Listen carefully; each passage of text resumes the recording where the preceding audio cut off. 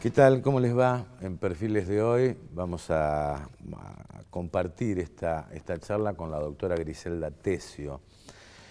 Fue vicegobernadora de la provincia de Santa Fe, diputada, fiscal federal, y por sobre todas las cosas como ser humano, un gran compromiso con los derechos humanos y con la institucionalidad. Y cuando hablamos de la inconstitucionalidad, creo que en su casa, en el seno de lo más íntimo, vivió tal vez lo más absurdo de la historia argentina, que fue el golpe que derrocó a Arturo Illia. Y en aquel tiempo su papá, su padre, Aldo Emilio Tessio, era el gobernador de la provincia de Santa Fe. Y bueno, en su momento fue echado a patadas, repito, en lo más absurdo que se conozca en la historia argentina, a pesar de que todos los golpes son absurdos. El de Illia creo que fue el más absurdo de toda la historia, ¿no? Así que hoy con la doctora Griselda Tessio, cómo vivió aquel momento, cómo se vivía en aquel momento, desde la política, pero también desde una mirada desde la sociología, es decir, cómo la sociedad interpretó o no interpretó lo que iba a pasar en el país.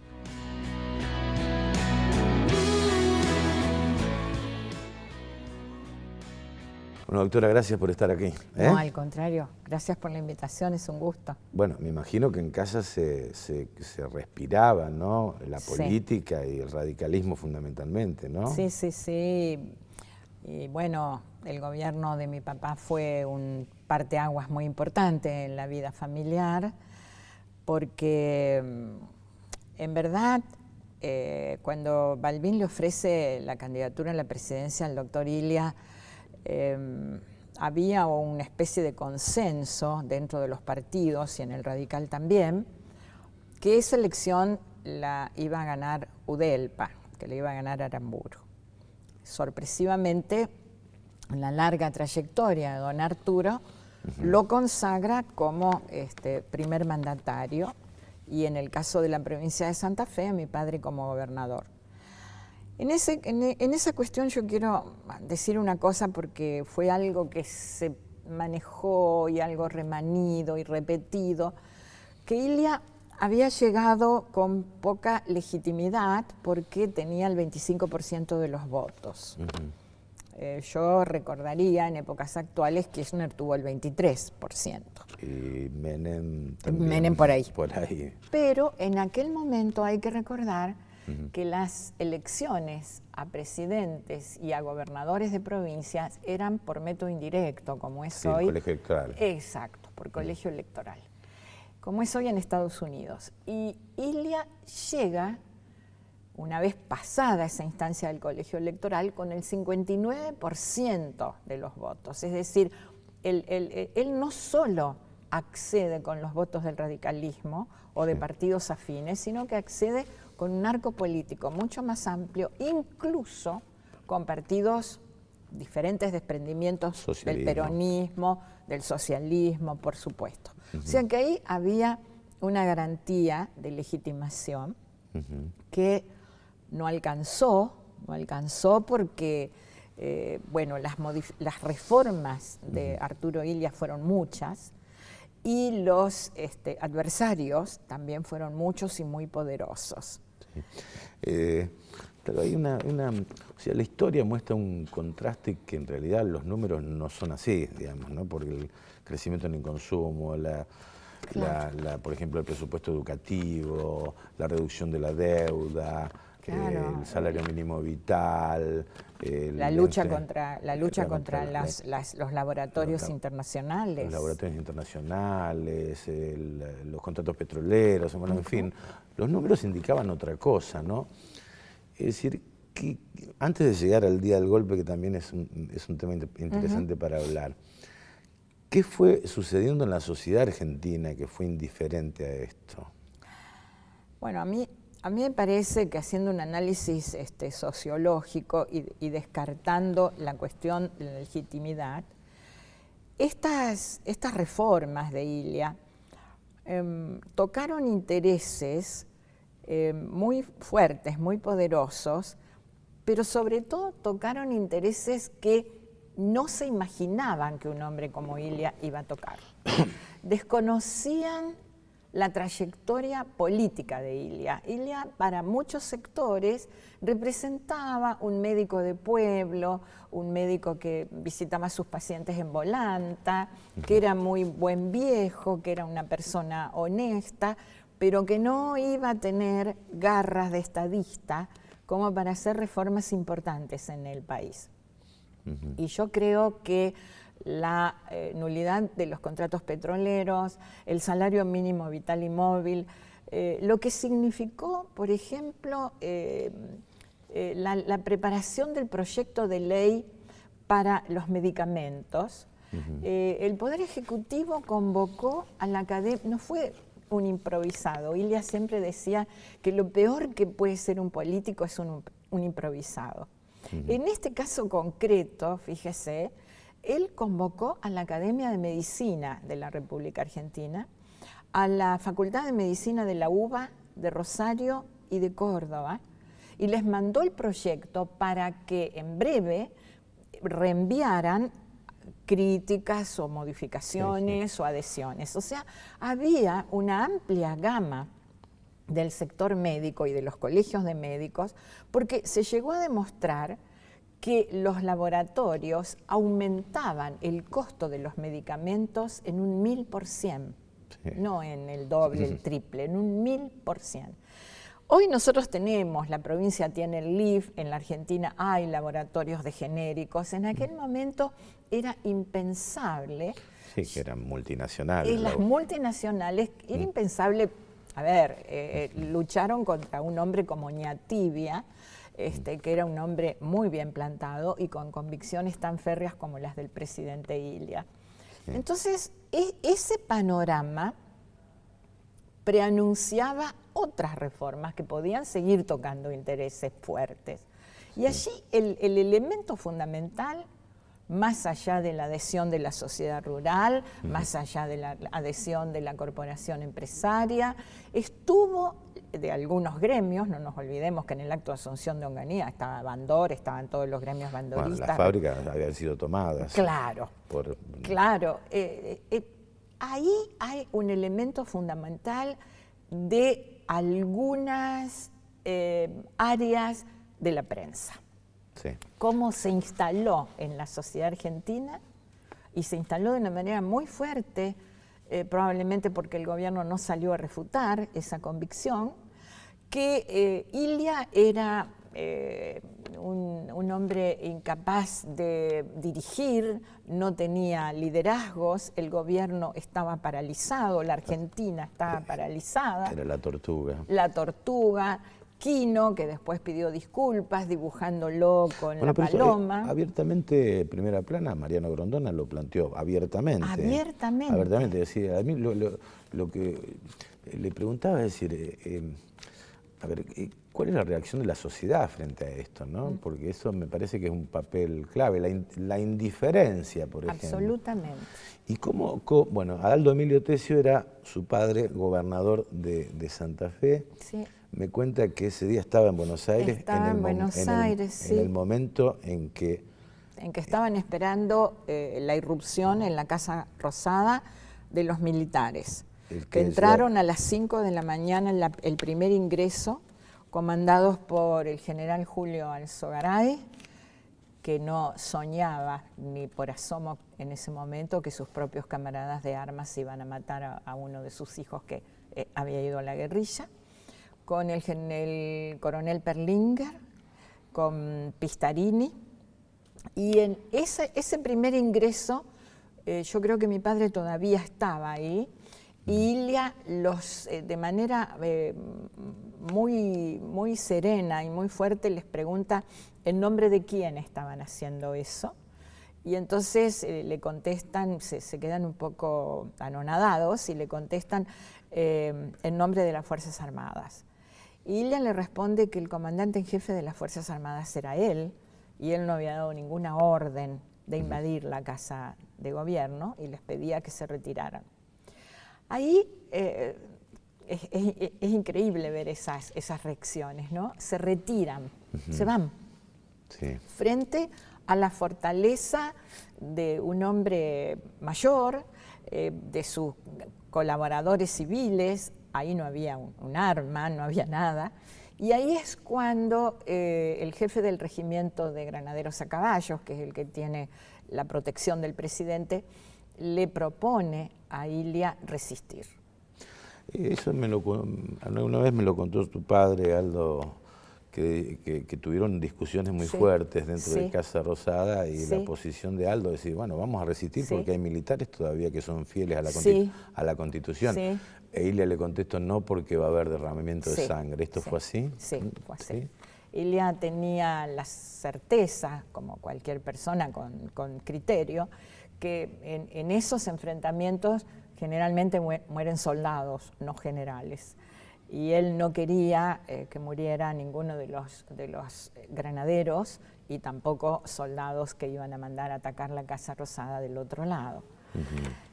Tanto así que ayer hubo reconocimientos para generales que no se plegaron y en algunos casos para las familias, un reconocimiento post-mortem, porque hubo muchos generales que no se quisieron plegar, pero la opinión mayoritaria, empujada, como pasa siempre, los golpes no son militares, son siempre cívico-militares, empujadas por una opinión pública que había sido cooptada por este tipo de formación ideológica de la ineficacia y la inoperancia del gobierno, más entidades como las que acabo de decir, importantes, que lo increíble, lo paradojal de todo esto es una sociedad entera que sacó las esperanzas de futuro de un gobierno que estaba trabajando muy bien, con sus más y sus menos, y me imagino, yo no estaba en la política en ese momento, para poner sus esperanzas en un oscuro y mediocre hombre que ni siquiera era reconocido por sus propios camaradas de armas como era Onganía. Y que venía de una propia interna dentro del propio Además, ejército. ¿No? Claro. Bueno, eso fue una cosa también que coachuvó, ¿no? La interna entre azules y colorados no se había terminado de definir. ¿Quién era el más fuerte, incluso hasta voltear un gobierno? Exacto. Bueno, una pequeña pausa, Griselda. Sí, cómo no. Después quisiera hablar, a ver, ¿cómo fue la vuelta? O sea, ¿cómo volvió Aldo Tessio de Buenos Aires a Santa Fe y por qué hoy la gente lo recuerda tanto? Bueno. Enseguida.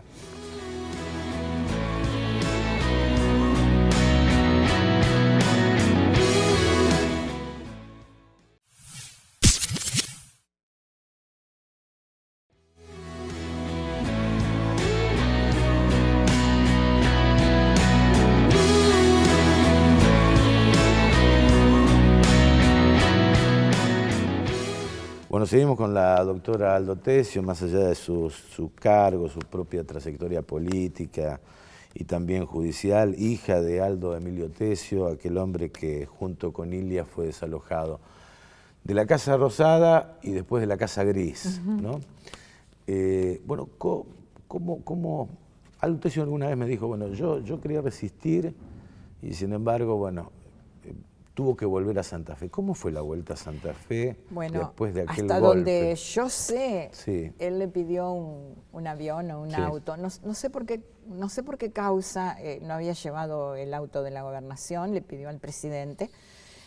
Yo no sé bien cómo volvió, pero conociéndolo a Ilia y su austeridad y su modestia y su control de los dineros públicos, es seguro que mi papá volvió en auto y no en avión, claro. No se fletaban aviones así, tan como así, por cualquier cosa. Y él llega a la madrugada, lo estaban esperando en la Casa de Gobierno, todo su gabinete, sus colaboradores, toda la gente que estaba trabajando con él.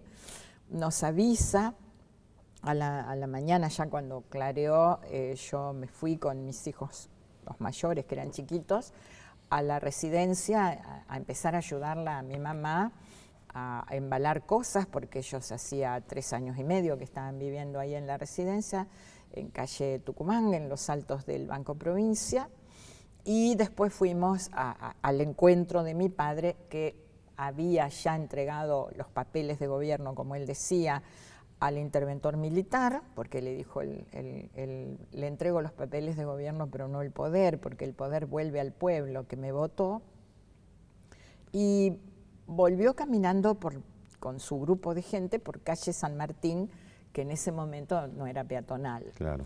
Trajo una bandera que estaba en su despacho y que la envió al Comité Radical de la Ciudad de Esperanza, esperando volver a trasladarla en un próximo gobierno radical nuevamente a la Casa de Gobierno.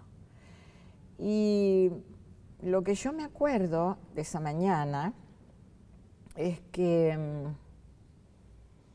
la gente caminaba por San Martín, llenaba las confiterías, no tanto como ahora tal vez, había silencio en la calle, no había gritos ni festejos de ningún sector, pero tampoco había demasiadas adhesiones contra el gobierno que acababa de caer. Si yo lo pudiera definir en una palabra, diría apatía social, indiferencia, como si el gobierno derrocado no hubiera hecho nada. Pero sí, lo que yo recuerdo es que en todo ese trayecto de la Casa de Gobierno hasta Primera Junta, no hubo una sola voz que se hubiera alzado en contra de mi padre como persona, como gobernante, o en contra de sus ministros o de sus colaboradores. Sí. Nadie se animó a decir absolutamente nada, ni aún los que supongo que podrían haber estado contentos con el derrocamiento del gobierno. Ahora, Griselda, desde el punto de vista sociológico, después de 50 años, digamos, la sociedad, digamos, tampoco hizo valoraciones de la decencia y la honestidad de un gobierno, digo, porque no. Ilia muere... muere digamos, muy pobre. Muere muy pobre, sí.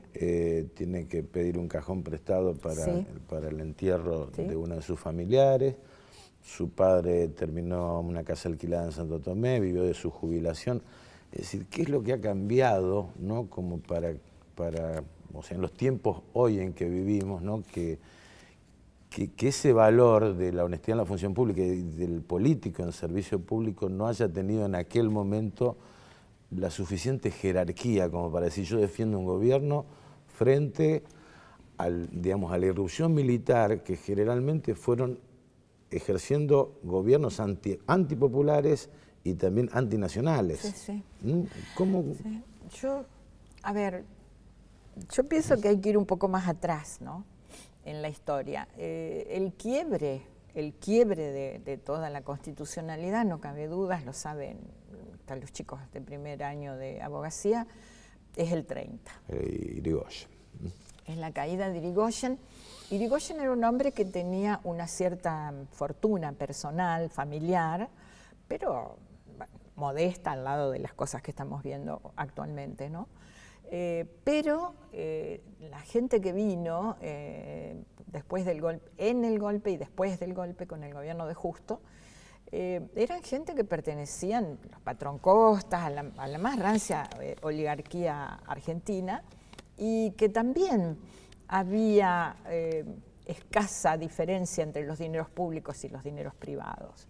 No voy a decir que es el revival de corrupción, como podemos ver posteriormente, pero vivían de una manera casi monárquica, hasta el golpe del 43, que es un golpe clerical fascista, con el coronel Perón en la Secretaría de Trabajo y Previsión, y bueno, se fueron sucediendo golpes, el del 55, cada uno exploraba las corrupciones de la etapa anterior, y yo creo que el golpe contra Ilia fue más que contra el gobierno de Ilia, fue contra la democracia y fue contra los sectores políticos. Porque tanto Onganía y su gente y las entidades de la sociedad civil que lo apoyaban, como en el 76, porque yo creo que en el 66 se abre la puerta para los demonios del 76, insisten en una idea que también prende en la sociedad y que es la corrupción de la política. Es cierto, y lo vamos a reconocer, que la política hace lo imposible para que grandes sectores de la sociedad piensen que hay un sinónimo entre político y corrupto. Pero no todos los políticos fueron así. Eso es lo que hay que diferenciar. ¿Y qué rescatas de tu viejo? ¿Cómo lo rescatarías hoy? Yo rescato varias cosas, ¿no? de la herencia que yo he recibido de él. Primero, la convicción sobre sus ideas. Era muy terco en alguna cuestión. La idea que él tenía de la reforma agraria en los terrenos fiscales del norte, en la cuña boscosa, que fue absolutamente cortada al día siguiente que llegó el golpe de Onganía, porque era demasiado izquierda para la mentalidad de Onganía. Era un hombre de convicciones claras, era un hombre que había leído sus clásicos, no solo los clásicos del radicalismo, sino los clásicos de la izquierda. Un hombre que recién recibido, yo tengo todavía un cuadro, siendo un muchacho de 26 años, en un grupo en Esperanza de políticos libertarios, él habla sobre la ley de trabajo de aquel momento. Él estuvo muy cerca siempre de algunos sectores de la izquierda nacional. Y por otra parte, lo que rescato de mi padre es la honestidad, que es la honestidad de los viejos troncos radicales. Es la honestidad de Balbín, de Irigoyen, de Ilia, de Alfonsín, de Sabatini, de Larralde, de todo un elenco de gente que creció, muchos de ellos en la carencia y en las necesidades, y que su carrera política no fue para hacer fortuna, sino para transformar la vida de los demás. Muchísimas gracias. Gracias, Griselda. Muy amable. Muchas gracias.